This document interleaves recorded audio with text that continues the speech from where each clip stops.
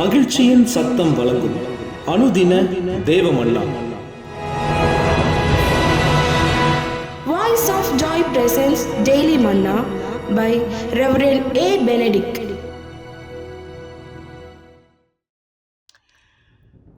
தேவனுக்கு மகிமை உண்டாவதாக. இந்த நாளைக்குரிய தேவ மன்னாவாக உபாகமம் 8ஆம் அதிகாரம் 18ஆம் வசனம். உன் தேவனாகிய கர்த்தரை நினைப்பாயாக, அவரே உன் பிதாக்களுக்கு ஆணையிட்டு கொடுத்த தம்முடைய உடன்படிக்கையை உறுதிப்படுத்தும்படி இந்நாள் உனக்கு உண்டாயிருக்கிறது போல ஐஸ்வர்யத்தை சம்பாதிக்கிறதற்கான பலனை உனக்கு கொடுக்கிறவே. சம்பாதிக்கிறதற்கான பலனை உனக்கு கொடுக்கிறவே ஆண்டவே. இந்த நாளைய செய்தியின் தலைப்பு தேவன் தரும் ஐஸ்வர்யம்.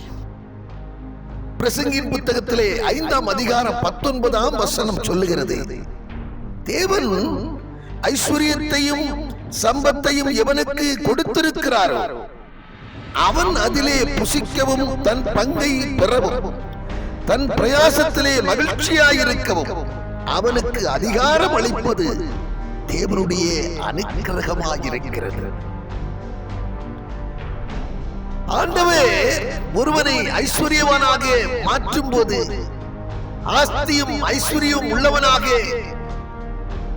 அவன் மாறும்போது, தேவனால் வந்த தேவன் கொடுத்த அந்த ஐஸ்வர்யத்திலே வேதனை இருக்காது, துன்பம் இருக்காது.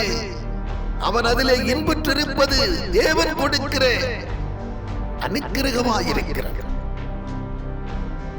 ஆனால் தேவனை மறந்து தேவன் இல்லை என்று சொல்லிக்கொண்டு வாழ்க்கையை வாழ்ந்து கொண்டிருக்கிறவர்கள், அவர்களில் அநேகர் படும் வேதனையை நாம் பார்க்க முடிகிறது. எவ்வளவு பொருள் இருந்தாலும், எவ்வளவு பணம் இருந்தாலும் அதிலே அவர்களால் அனுபவிக்க முடியவில்லை.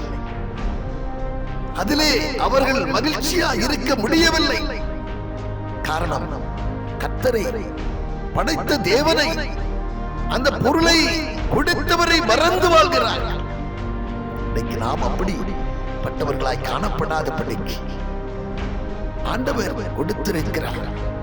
ஆண்டவரே இந்த ஐஸ்வர்யத்தை பெறுவதற்கு உதவி இருக்கிறார் என்கிறதை அறிந்து அதற்கு நாம் நன்றி உள்ளவர்களாய் என்றும் காணப்பட வேண்டியது அவசியமாயிருக்கிறது. அது மாத்திரமல்ல, நமக்கு எந்த வேளையிலே ஐஸ்வர்யத்தை கொடுக்க கர்த்தர் சித்தமாக இருக்கிறாரோ அந்த வேளையிலே ஐஸ்வர்யத்தையும் ஆஸ்தியையும் கொடுத்து நம்மை உயர்த்துவது, நம்மை மேன்மைப்படுத்துவது தேவனுடைய சித்தமாக இருக்கிறது.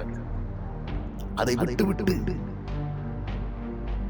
பண ஆசை உடையவர்களாய், பொருளாசை உடையவர்களாய், அங்கு போகலாமா, இங்கு போகலாமா, அதை செய்யலாமா, இதை செய்யலாமா என்று தேவனுடைய சித்தமில்லாத காரியத்தை, ஆண்டவர் வெறுக்கிற காரியத்தை செய்ய முற்பட்டு இது நிமித்தமாக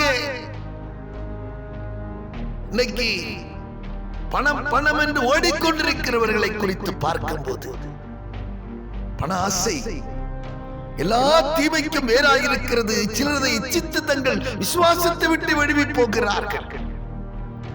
நீயோ தேவனுடைய மனுஷனே, இவைகளை விட்டு விலகி ஓடி உன்னை காத்துக்கொள்ள என்று வேதம் சொல்லுகிறது. முதலாவது தேவனுடைய ராஜ்யத்தையும் அவருடைய நீதியையும் தேடுங்கள், அப்பொழுது உங்களுக்கு எல்லாம் கூட கொடுக்கப்படும் என்று வேதம் சொல்லுகிறபடியாக கேட்கிற அருமையான தேவச்சனமே, தேவனுடைய ராஜ்யத்துக்குரியவைகளை, அவருடைய நீதிக்குரியவைகளை முதலாவது தேடுங்கள். ஏற்ற வேளையிலே உங்களை ஐஸ்வர்யவானாக மாற்றி, ஏற்ற வேளையிலே உங்களை உயர்த்தவும் மேன்மைப்படுத்தவும் அவர் சித்தமுள்ளவராயிருக்கிறார். எனவே தேவனுடைய ராஜ்யத்து குருவிகளை தேடுங்கள். அதன் நிமித்தம் நீங்கள் அவரால் ஆசீர்வதிக்கப்பட்டு அவருடைய ஐஸ்வர்யத்திலே நீங்கள் மேன்மை அடைவீர்கள். நாம் ஜெபம் பண்ணுவோம். பரலோக பிதாவே, நாங்கள் உம்மை துதிக்கிறோம், உம்மை ஸ்தோத்தரிக்கிறோம் ஆண்டவரே. பண ஆசை எல்லா தீமைக்கும் வேறாயிருக்கிறது. சிலரை இச்சித்து தங்கள் விசுவாசத்தை விட்டு வழுவி போகிறார்கள் என்கிறதான வார்த்தையின்படியாக பண ஆசை உடையவர்களாய், பொருளாசை உடையவர்களாய் நாங்கள் அலைந்து தெரியாமல் எந்த நேரத்தில் எப்படி உயர்வை தர நீ சித்தமாயிருக்கிறீரோ உடைய சித்தத்துக்கு ஒப்பு கொடுத்து நாங்கள் வாழும்போது எங்களுக்கு வேண்டியது எல்லாவற்றையும் தந்து எங்களை நீர் ஆசீர்வதிக்கிறவராய் இருக்கிறீர் என்கிறதை நாங்கள் நினைவில் கொண்டவர்களாய்,